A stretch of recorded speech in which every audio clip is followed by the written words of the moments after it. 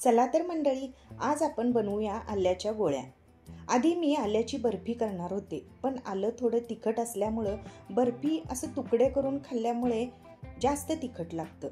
पण गोळी मात्र तोंडात टाकली की सहज चोखून खाता येतं, लहानांपासून मोठ्यांपर्यंत सगळ्यांनाच। चला तर मग रेसिपीला लगेच सुरुवात करूया।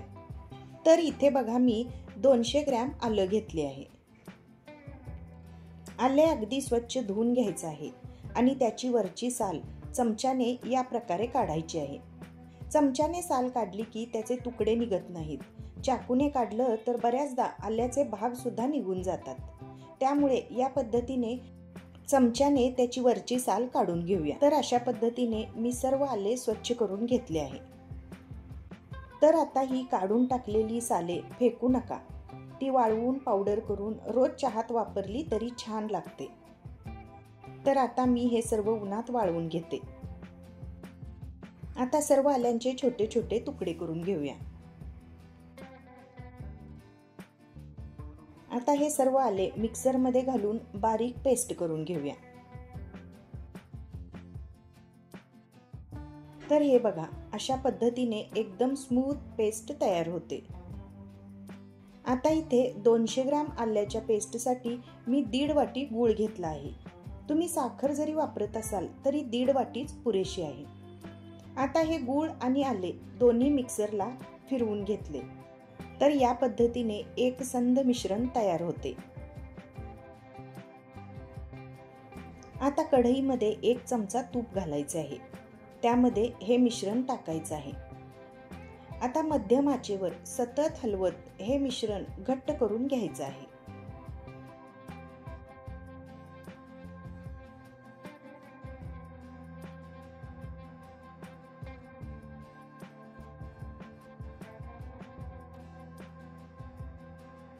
आता यात थोडीशी हळद घालते। हळद शरीरातील सूज कमी करते आणि प्रतिकार शक्ती वाढवते। थोडीशी मिरे पावडर, मिरे घातल्यामुळे घशाचं खवखव, कफ आणि सर्दीला खूप आराम मिळतो। वेलची पावडर, वेलची पावडर घातली की गोळ्यांना एकदम छान स्वाद येतो आणि आल्याचा तिखटपणा थोडासा कमी होतो। चला आता हे मिश्रण घट्ट होईपर्यंत शिजवून घेऊया।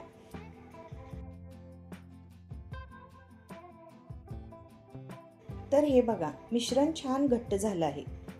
आता तुपाने लावलेल्या प्लेटमध्ये ओतून घेऊया आणि थंड करून घ्यायचं आहे।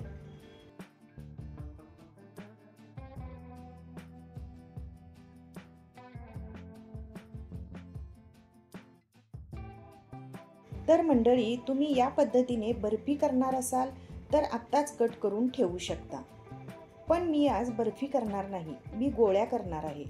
पटकन खाता येतात आणि मुलांना द्यायलाही सोपं जातं। हाताला तूप लावायचं आणि अशा पद्धतीने छोटे मोठे असे गोळ्या बनवायच्या। तर चला आता मी याचे सर्व गोळे बनवून घेते।